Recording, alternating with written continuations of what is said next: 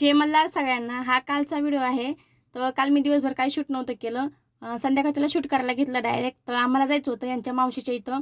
त्यासाठीच आम्ही सगळेजण तयार झालो होतो. तर माझं आवरलं होतं, हे बाकीचे बाहेर बसले होते आणि लगेच आम्ही इकडं मावशीच्या इथं आलो. आणि गेल्या गेल्या पहिलं तर आम्हाला हा प्रसाद भेटला.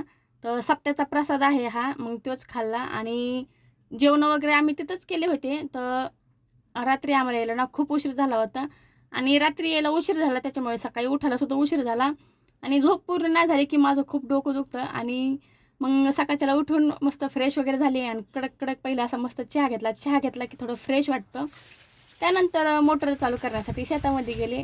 आता ना आमच्या शेतामध्ये मस्त असे छान मकाचे कणसं आले आहेत, भरपूर आहेत. पण आणखीन ना त्याला थोडा टाईम बाकी आहे कारण की बारीक आहेत. तरी 4-5 दिवसात चांगले येतील बघा खायला.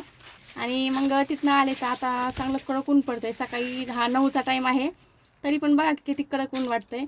आणि तिथनं आले घरी की लगेच घरी स्वयंपाकाला लागले कारण की मला सिद्धूचा टिफिन करून द्यायचा होता. घरी आले आणि लगेच इकडं चपात्या करून घेतल्या. भेंडीची भाजी केली होती.